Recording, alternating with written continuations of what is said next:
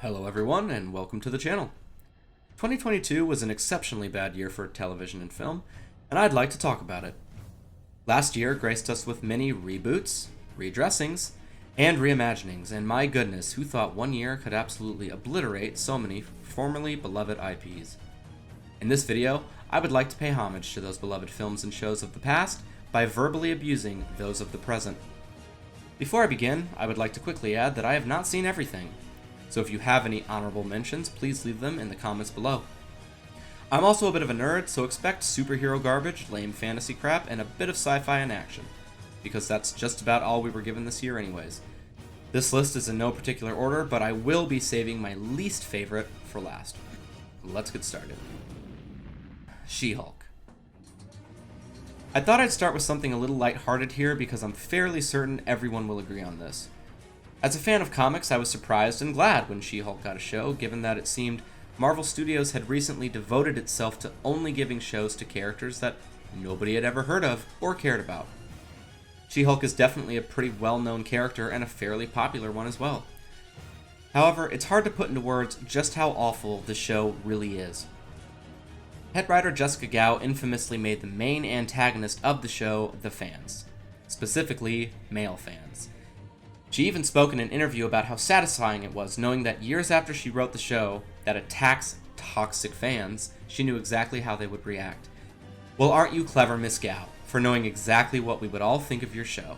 You were so smart, we all hated it. However, this isn't even the show's biggest crime. Its biggest crime is how boring it is. She-Hulk makes a 20 to 30 minute episode feel like an hour, even though half of the episode is credits for some reason. In their attempts to write strong women into the show, the writers wrote practically every female character as mean, as if there aren't far better ways to portray strength. And every male character was quite simply a bumbling idiot. I really hope Jessica Gao finds some better friends, because if she thinks men talk the way they talk in the show, she's hanging out with a very strange crowd. Witcher Blood Origin. What can I say about the show? I made a pretty long video where I calmly ripped this show to shreds in another video on my channel, so check that out if you feel so inclined. Without diving into the 50 plus plot holes, this show's attempts to champion diversity and representation are really its biggest mistake. And not because there's anything wrong with diversity and representation, there's not. The problem is, in this show, every character in every region of the world looks and talks completely different. And what I mean is, there is no cultural heritage that separates any one region from another, therefore making every region feel the same, and the world feel small, bland, and uninspired. The world building of this show is truly its biggest issue by way of not being able to tell if the world is the size of a small country or a small town. Everyone knows where everyone is at all times, and new characters conveniently appear whenever the plot needs them to, making the world feel even smaller.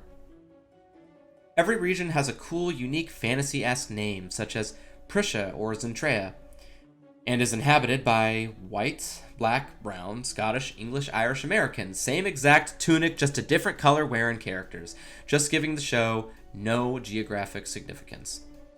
No way of telling where you are and when, who's talking to who belongs to what army, etc. And did I mention it has practically nothing to do with the source material? Well, that goes without saying. We are talking about 2022 after all. It's almost like they put Witcher in big letters on the front just to get people to click. I won't get into the show's other problems, but know that there are many. I will say, however, while She-Hulk is almost enjoyable to watch because of how fun it is to laugh at, this show is not. The show is not worth your time, and as a fan of The Witcher, really made me quite sick. Thor: Love and Thunder. Shifting into films here, let's talk about Thor. Thor: Love and Thunder, unlike Thor: Ragnarok, was not only directed by Taika Waititi, but written as well. His success with Thor: Ragnarok granted him nigh complete creative control over Love and Thunder, and this was certainly part of the problem for me. Taika Waititi, who is incredibly creative and talented, had, in my opinion, come off of a pretty huge ego boost after Ragnarok, and thought he couldn't fail. I did actually enjoy Jason Aaron's run on Thor in the books, and was excited to hear that they were going to do Gore the God Butcher. I don't love The Mighty Thor with Jane Foster, but what I did love about those stories was Odin's son, Unworthy Thor, where Thor lost his hammer and couldn't fly, and he was just a buff Asgardian guy running around pissed off trying to get his hammer back. However, sure enough, that is not what we got. Instead, we got a silly story where once again our male lead is a bumbling idiot. And every serious moment is completely undercut with a bad joke. The writing in Thor Love and Thunder is not nearly as polished as it was in Ragnarok, and Thor we really had began to know and love in the MCU turns into a big goof. Thor Ragnarok had that perfect mix of urgency with humor, darkness with light. It knew when it was time to get real and had nearly perfect comedic timing. On the other hand, Love and Thunder is just a mishmash of jokes that fall flat and action that never quite captures the same sense of urgency as its predecessor.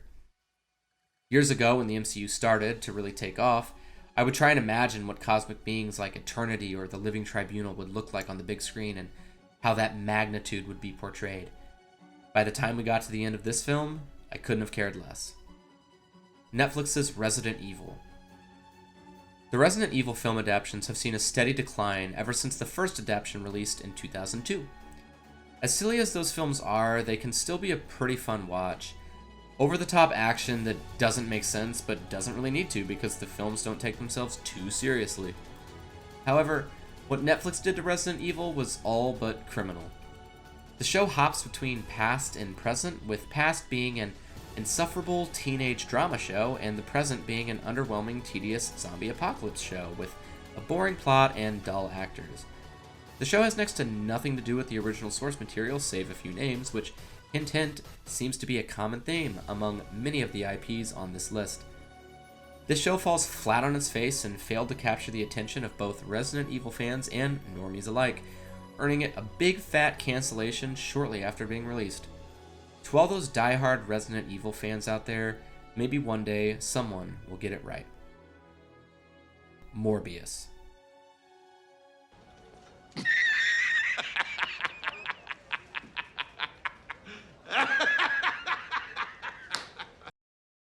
Disney Plus's Willow show. The Willow show is such a mystery to me, its failure and sheer existence almost inexplicably endearing at times. At the time of me writing this, the show is yet to conclude, but I feel I have seen enough of it to make some judgment calls on it. If you didn't know, the Disney Plus Willow show is based on the 80s cult classic fantasy epic of the same name. I guess I can see why Disney may have thought the show could draw big numbers, but the film was released 35 years ago to a different generation of folks. So attracting returning fans to the IP who can somehow relate to a cast composed almost entirely of children seems like a difficult task. Or maybe Disney expected a much younger appeal. Either way, it's irrelevant because people of all ages, shapes, and sizes agree that Willow is a train wreck. According to numbers reported by Samba TV, only 481,000 households tuned in to watch Willow in the first 5 days of streaming. And that's bad. However, I can't guarantee how accurate those numbers are, although I can tell you on Rotten Tomatoes its audience score sits at an impressive 36%. In terms of the show itself, it's so bad that it's almost worth a watch. I belly laugh harder at this show than most comedies. The writers routinely forget what they did in previous scenes, the main characters are completely insufferable and downright evil at times, and the acting is atrocious. Despite existing in an expansive fantasy world, most of the characters talk and behave like stubborn, entitled, privileged, Southern Californian TikTokers. If you're in need of a laugh, be sure to check out Willow. The Book of Boba Fett. On to another Lucasfilm product, The Book of Boba Fett is a show about Boba Fett. You remember Boba Fett? That guy who appeared briefly in the original Star Wars films for a couple of minutes on screen? Obviously, if you're a fan of Star Wars, you know who Boba Fett is. And if you had told me 10 years ago how much Star Wars content we would be getting in the future, I would have been over the moon. However, over the last few years, Disney has proved itself completely incapable of revitalizing previously beloved IPs and making anything new of value as well. What Disney has done, or should I say allowed to be done, to Star Wars is a real shame. I'm quite the lore junkie myself, which is why I love things like the Star Wars EU, Witcher, Marvel, etc. And with all the EU content, the sky should have been the limit when it came to live-action Star Wars adaptations. Instead, we've received mostly crap, and I say mostly because... However, this is a video for another day.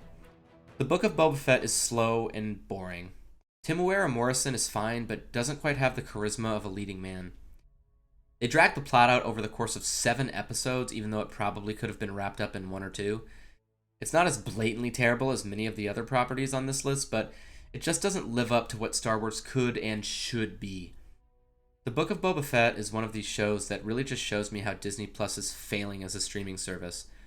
They're giving us product after product after product, desperately trying to drive subscriptions, and the lazier these shows get, the more I start to think that Disney Plus is in trouble. However, again, this is a video for another day. Obi-Wan Kenobi. On the topic of Star Wars, Obi-Wan Kenobi has to make the list. The show was highly anticipated, but didn't live up to the hype. However, it was a lot easier to get through than Book of Boba Fett. Ewan McGregor is a great actor, and while his performance was decent, there's other parts of the show that I think were just dumb. My two main issues with the show, the writing and the choreography. Obi-Wan gets himself into multiple situations throughout the show where he should be killed, but because the plot demands it, he isn't. He's conveniently rescued, or the stormtroopers miss, or Darth Vader kind of lets him go for some reason. Every scene that young Leia is in finds a way to make me cringe, and don't even get me started on that ridiculous chase scene through the forest. While the prequel trilogy wasn't critically acclaimed by any measure, if there's one thing they got right, it was the lightsaber fights. Maybe I remember them more fondly than I should because when I first watched those movies I was a kid. But man, Obi-Wan versus Anakin is still just such a cool fight. It doesn't even seem like much effort was put into the choreography for the action scenes, and they just come across as overacted and silly. The writing for episode 5 really picks up with the arrival of writer Andrew Stanton. Easily the best episode. Episode 6, on the other hand, the finale, while still better than the first 4, has a pretty garbage ending. I considered going on a rant here, but instead I'll just say this. The show's full of plot holes, Reva's character arc makes no sense at all, and the ending left a bad taste in my mouth. I think it's about time Disney just let Star Wars go. Wakanda Forever. 2018's Black Panther was an undeniable success and truly a cultural phenomenon. The reaction to it was unlike anything the MCU had seen before, up to that point. Compared to other MCU movies coming out around that time, I thought Black Panther was pretty mid-range, but compared to what we're getting today, it's a freaking masterpiece. It's sad to say, but Wakanda Forever really felt the loss of Chadwick Boseman. The way he embodied T'Challa with such swagger and class, his portrayal of the character is truly irreplaceable. After a touching tribute to T'Challa/Boseman at the beginning of the movie, it's off to the races with Wakanda Forever, and man, this movie did not do it for me. According to Boseman's brother, Chadwick wanted the character of T'Challa to be recast because he knew what the character meant to fans. Whether you agree with this or not, you can tell by watching the movie that he was meant to be a part of it, and instead of rewriting the whole story, they just did their best to make the same movie with minimal rewrites. So not only was the essence of what he brought to the big screen missing, but it's obviously that the movie is just missing a character. I also find the morality of the Wakandans questionable. The Queen refusing to share vibranium with the world after T'Challa announcing that he had decided to share vibranium with the world just seems odd. The action is way overdone in that stereotypical Marvel way that's just starting to get stale. The movie is way too long and slow at times, and way too hasty to rush through things at others. And for the comic book fans who are still holding out hope for Marvel, they completely butchered Namor. He is neither an interesting nor compelling villain, and shares zero resemblance to his epic comic book counterpart, save the name. I have many names. My people call me Kukungkan, but my enemies call me Namor. Marvel has done a lot with lesser-known heroes in the last few years, but Namor is a huge character in the books, and they really just blew it. While the circumstances of the film truly are tragic, Wakanda Forever shapes up to be another in a long line of mediocre Marvel duds. Halo. Like Resident Evil, the Halo TV show is another great example of a failed video game adaptation. However, at least Resident Evil launched a franchise of semi-successful movies rather than just outright alienating fans. Corporations buying up IPs to sell a name is nothing new, and it's shocking to me how common this has become. The whole idea of buying up a previously established title and adapting it for the big screen is to profit off of the name, and the fact that the IP itself already has a built-in fan base. This is obvious enough, but what I can't wrap my head around is the lack of effort put into these adaptations. If you're trying to adapt a previously established IP for the sake of profit, wouldn't your top priority be the fans? You can save on marketing, and you don't have to desperately try to build a fan base. All you have to do is put in some effort, stay fairly close to the source material, and we'll be your biggest fans. The team behind the making of the Halo TV series self-admittedly had no interest in playing the games, so what in the hell did they think was going to happen? Anyways, Master Chief acts like a whiny emo kid, the action is cool, which lasts about 5 minutes of the entire show, the characters are insufferable, and the show has practically nothing to do with Halo. Scratch that, it has absolutely nothing to do with Halo. No need to watch. Strange World. Strange World was 2022's big Disney holiday animated blah blah release, whatever. It bombed. It wasn't as bad as many on the list, but it wasn't good, and I wanted to briefly talk about it. Some people think it bombed because Wakanda Forever was playing at the same time. I'm not sure. I will say this, the movie relies heavily on the wow factor of its animation to try and draw you in, but it doesn't quite work. Maybe we've been desensitized by all the overblown Marvel CGI of late, but who knows. This movie is also packed with identity politics, which practically everything is nowadays, so what's new? With Disney executive Latoya Ravenew recently speaking about Disney's agenda to insert homosexuality into animated movies, it's no surprise that there is a gay romance in the movie Strange World. And that's fine, whatever, who cares? Well, Disney did advertise Strange World as the first Pixar film with an openly gay romance in it. Now, I don't know about anyone else, but as a parent, if an animated kids movie was being advertised on the basis of there being a romance, gay or otherwise, doesn't matter, I probably wouldn't take my kid. I don't really want to have a talk with my son about sexuality in the car on the way home after seeing an animated kids movie, so clearly Disney was just checking the inclusivity box on that one. We know this. But gay or straight romance, in my opinion, isn't something I'm really trying to have a conversation with my kid about after leaving the movies. Either way, this movie's way longer than it needs to be. It's packed full of identity politics, check marks, is preachy, especially toward the end, which is really just starting to get annoying. Hopefully soon enough Hollywood figures out that people are starting to get tired of being preached to when they're just trying to be entertained. Now, before I get into what I think was the worst movie/show of the year, I want to quickly drop a few honorable mentions for some surprisingly good movies and shows that did release in 2022.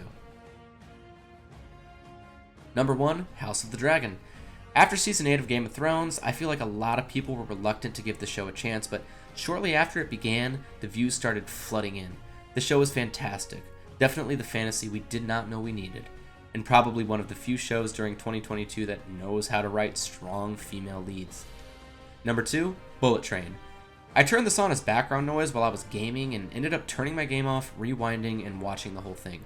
This movie was so fun. Crazy action, violence, gore, that doesn't take itself too seriously. It's genuinely funny at times, and the acting is superb. Number 3, Everything, Everywhere, All at Once. Super cool concept for a movie, also pretty funny. A story about a struggling family that quickly turns into a multiversal battle for the fate of the world. Michelle Yeoh is fantastic, and if it's between this and the Multiverse of Madness, I'm choosing this. Number 4, Stranger Things Season 4. The show had started to get redundant, but with the release of Season 4, they really brought it up a notch. I'm not sure if they were going for the age with your audience thing or what, but this season is genuinely terrifying at times. The stakes are much higher, and it may be my favorite season so far, and that includes Season 1. Number 5, The Batman. I freaking love Robert Pattinson, and I love The Batman. This movie leaned heavily into the animated series, and I really loved the first 2/3 of this movie. The ending was fine. All in all, I think Pattinson had a great take on the Batman character. The score was freaking cool, fight choreography was great, all in all, great movie. Number 6, Sandman. Sandman was a Netflix show based on the DC comic written by Neil Gaiman. The show was basically a masterpiece up until the last few episodes. Tom Sturridge nails the character of Dream remaining cool and quiet without underacting. Definitely worth a watch.